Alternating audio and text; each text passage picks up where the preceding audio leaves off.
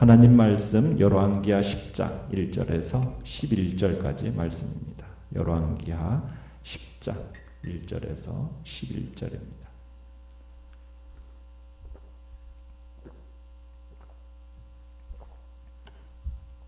열왕기하 10장 1절에서 11절 우리 한 목소리로 같이 읽겠습니다. 시작. 아합의 아들 70명이 사마리아에 있는지라 예후가 편지들을 써서 사마리아에 보내서 이스라엘 귀족들 곧 장로들과 아합의 여러 아들을 교육하는 자들에게 전하니 일러스되 너희 주의 아들들이 너희와 함께 있고 또 병거와 말과 견고한 성과 무기가 너희에게 있으니 이 편지가 너희에게 이르거든 너희 주의 아들들 중에서 가장 어질고 정직한 자를 택하여 그의 아버지의 왕좌에 두고 너희 주의 집을 위하여 싸우라 하였더라. 그들이 심히 두려워하여 이르되 두 왕이 그를 당하지 못하였거든 우리가 어찌 당하리요 하고 그 왕궁을 책임지는 자와 그 성읍을 책임지는 자와 장로들과 왕자를 교육하는 자들이 예후에게 말을 전하여 이르되 우리는 당신의 종이라 당신이 말하는 모든 것을 우리가 행하고 어떤 사람이든지 왕으로 세우지 아니하리니 당신이 보기에 좋은 대로 행하라 한지라.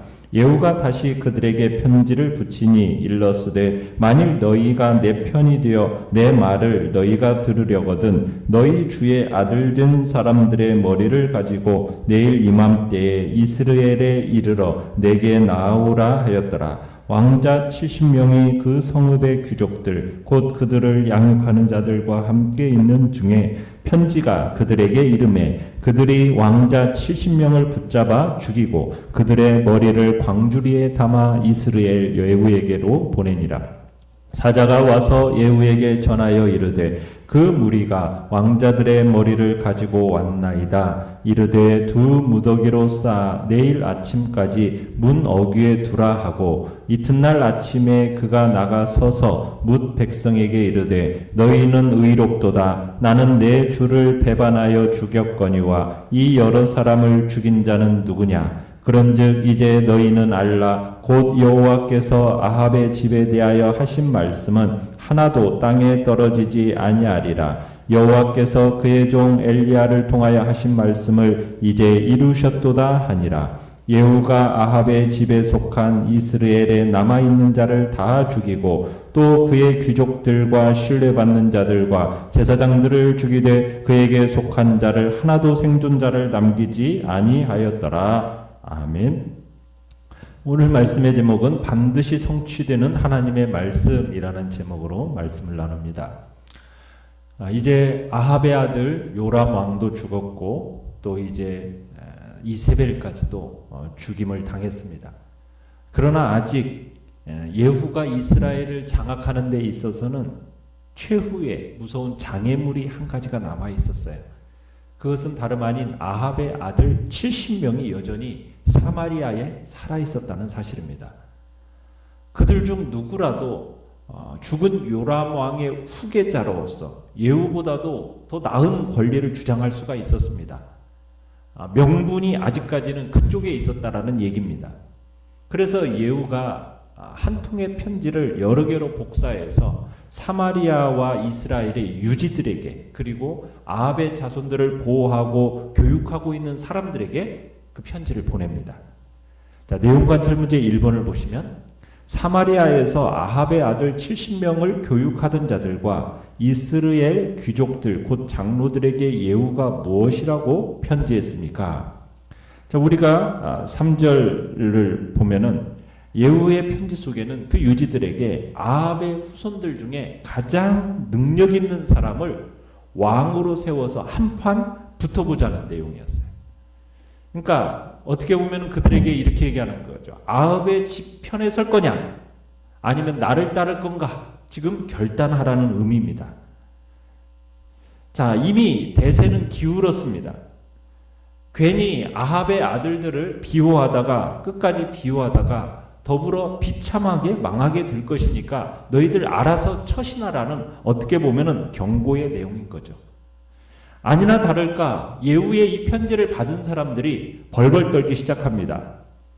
그들이 한결같이 요람과 아하시아 두 왕도 당해내지 못한 이 예후를 우리들이 어떻게 할 수 있단 말인가? 아무것도 할 수 없다. 그리고 인정을 합니다. 그리고는 그들은 이제 편지를 보내서 예후 당신과 싸울 생각이 전혀 없으니까 우리가 어떻게 하면 좋겠느냐고 명령을 내리라고 요청을 하게 되죠. 자, 내용관찰 문제 2번을 보시면 왕궁의 지도자들과 왕자를 교육하는 자들이 예후에게 당신이 보기에 좋은 대로 행하라고 전하자 예후는 무엇을 요구했으며 그 결과는 어떠했습니까? 자, 예후가 요구한 바는 무엇입니까? 너희들이 데리고 있는 그 아합의 모든 자손들의 목을 치라고 명령을 내립니다. 그러자 다음 날 사마리아로부터 아합의 자손 70명의 머리가 이스라엘에 있는 예후에게로 배달이 됩니다. 이렇게 해가지고 70명의 아합의 아들들이 자신의 최측근의 손에 하루 만에 모조리 죽임을 당하고 말죠. 예후는 자신의 손에 피 한 방울 묻히지 않고 아합의 아들들을 깨끗이 제거해 버린 겁니다. 그리고는 다음 날 아침에 예후가 9절과 10절에 가보시면은 백성들을 모아서 왕자들의 머리를 딱 보여주면서 이 일은 여호와께서 엘리야를 통해서 하신 말씀을 성취하기 위한 일이다. 이렇게 설명을 합니다. 그러니까 자신의 쿠데타를 통한 이 정권의 장악의 정당성을 어디에서 찾은 겁니까? 선지자 엘리야의 예언의 성취로 이렇게 찾고 있는 겁니다. 또한 예후는 이 선언을 통해서 자신을 대적하는 사람은 여호와를 대적하는 자다 이렇게 경고를 하고 있습니다. 그리고는 이스라엘에 남아있는 아합의 가문에 속한 모든 사람들 모두 다 쳐 죽입니다. 아합 가문의 관리들, 친지들, 제사장들 하나도 남김없이 모두 다 죽이는 무시무시한 피바람이 불게 된 거죠. 자, 연구와 묵상 문제 3번을 보시면 왜 예후는 아합의 집에 속한 이스라엘에 남아있는 자뿐 아니라 그의 귀족들과 신뢰받는 자들과 바알의 제사장까지 그에게 속한 사람을 모조리 죽였을까요? 여기에는 예후가 자신의 이 권자를 튼튼히 할 이 목적이 있었기 때문에 이런 일을 행했을 겁니다. 그러나 이 배후에는 하나님의 섭리가 있어요. 이 섭리를 통해서 무엇을 우리에게 보여주고자 하는 거냐면 하나님의 심판의 성격을 보여주고자 하시는 겁니다. 그러니까 하나님께서 심판하실 때는 악을 직접 행하는 사람, 악을 도모하는 사람, 그들만 심판하시는 게 아니라는 거예요. 하나님이 누구까지도 심판하시느냐? 그들에게 속해가지고 거기에서 악을 즐기고 있는 자들, 악을 추종하는 세력들, 이런 사람들까지 반드시 찾아내서 함께 처단하시는 것이 하나님의 심판이라는 겁니다.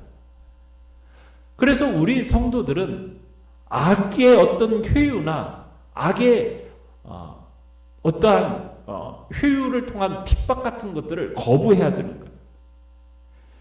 의로운 신앙의 길을 우리는 고집스럽게 걸어가야 되는 이유가 여기에 있습니다. 우리의 앞선 신앙의 선배들은 온갖 박해 속에서도 의의 신앙의 길을 걸어간 이유가 바로 여기에 있는 거예요. 모세가 바로의 궁정에서 잠시 죄악의 낙을 누리는 것보다 하나님의 백성과 함께 고난받는 것을 택했다라고 우리가 히브리서에서 보고 있어요.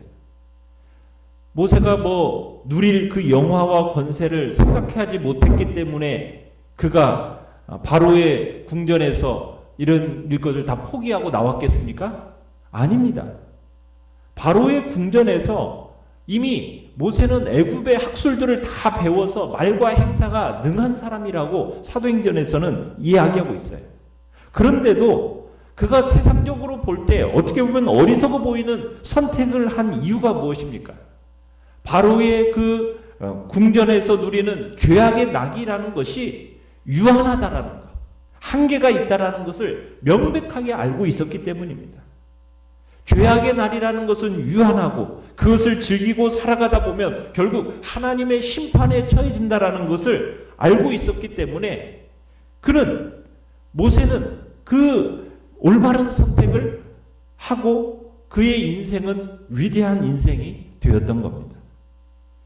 어떻게 보면은 당장 죄악의 낙을 누리는 것을 버린다라는 것은 참 어떻게 보면 어리석어 보입니다. 그러나 우리는 악한 세력이 주는 그런 유익에 대해서 그것이 눈앞에 펼쳐진다고 해도 거기에 굴해서는 안 된다는 거예요. 죄악의 세력에 속함으로 인해서 당장 나에게 달콤한 안정과 행복 이런 것들이 약속된다고 해서 거기에 넘어가서는 안 된다는 얘기입니다. 어떤 사람들은 신앙에 있어서 적당주의를 표방하는 사람들이 있어요. 한편으로는 하나님을 섬기는 듯 합니다. 그런데 한편으로는 세상에 기대어가지고 거기서 얻을 수 있는 불이한 유익이라도 자기에게 유익이 된다면 그것을 취하려 드는 사람들이 있어요. 그러한 신앙은 신앙이 아니죠. 신앙을 가지고 있다고 하면서 죄악과 타협하고 있다는 것은 참된 성도로서 결코 할 수 없는 일이라는 겁니다.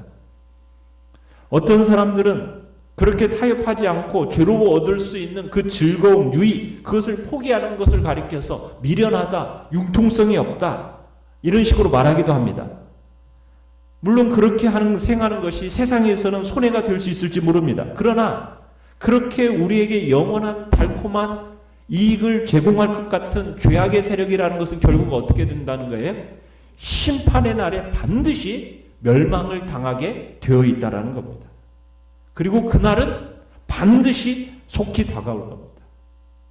아울러 죄악의 세력뿐만이 아닙니다. 죄와 타협한 자들, 그 죄와 타협해서 그 죄악을 즐기던 자들, 죄가 주는 그 이익을 취하는 자들 모두 다 심판에 이를 것임을 오늘 성경은 본문 우리에게 보여주고 있는 거예요. 그렇기 때문에 우리는 죄악에 속하지 않기 위해서 죄가 주는 그 달콤한 이득들을 포기해야 되는 것입니다. 그런 사람들이 그 죄악의 심판의 날에 그 심판과 상관없이 하나님 앞에 의를 지키는 사람으로서 당당하게 서게 될 것을 오늘 성경 본문은 이야기하고 있는 겁니다. 그러기에 우리는 현재 시점에서 볼 때 죄와 타협하지 않고 죄의 발을 디딤으로 말미암아 얻을 그 유익을 잃거나 포기하는 것, 이건 사람들에게 미련하고 어리석게 보일 수도 있지만 그러나 그것이 미련해 보인다 할지라도 우리는 그 미련한 것을 택해야 됩니다. 그것이야말로 다가올 심판의 날을 준비하는 참되고 영원한 축복을 예비하는 참된 지혜가 되기 때문입니다. 자, 느낀 점 4번을 보시면 과거에 엘리야가 예언한 대로 아합의 집안이 멸절당합니다. 여러분 이걸 무엇을 느끼십니까? 지금 예후의 말을 듣는 이 북이스라엘 백성들은 지금 성문 어귀에 그 아합의 70명의 아들들의 목베임 이 머리가 무더기로 쌓여 있는 그것을 보았을 거예요.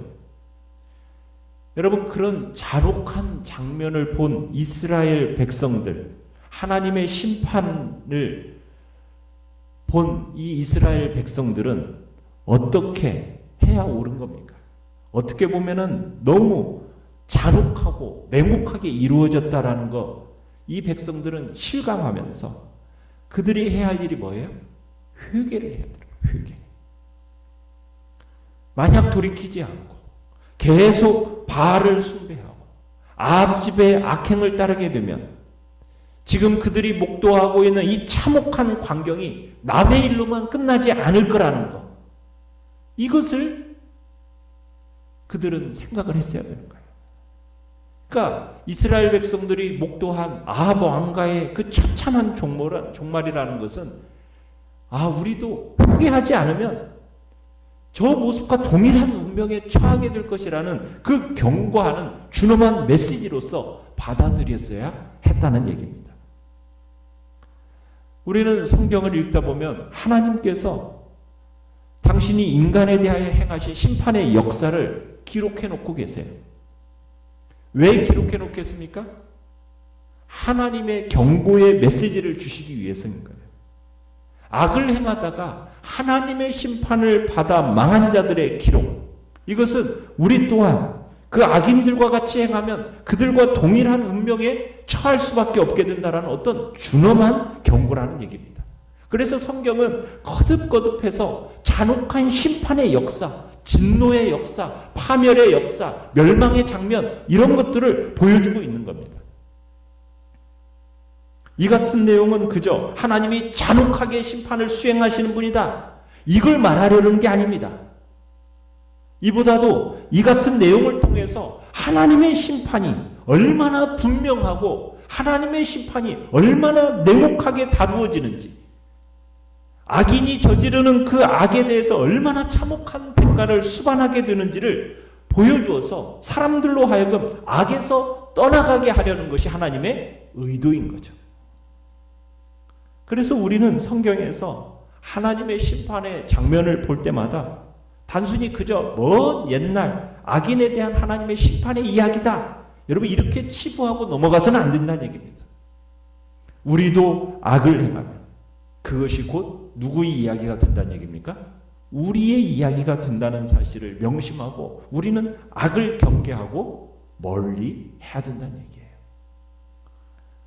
오늘 우리가 살아가는 이 시대는요, 어떻게 보면 하나님의 심판의 시대인 것처럼 느껴지는 여러 징조들이 나타나고 있어요. 전 세계적인 전염병, 하나님의 심판의 명분 중에 하나가 전염병이 있습니다. 여러분 홍수를 보십시오. 어마어마한 홍수들이 지금 각 지역에서 일어나고 있습니다. 그뿐이 아니죠.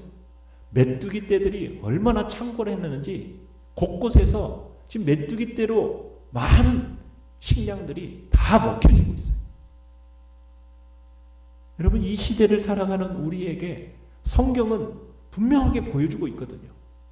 이런 징조가 나타날 때마다 하나님의 심판을 생각을 하고 주님의 다시 오실 재림의 날이 가까웠음을 기억하라는 분명한 하나님의 의도가 있다는 겁니다.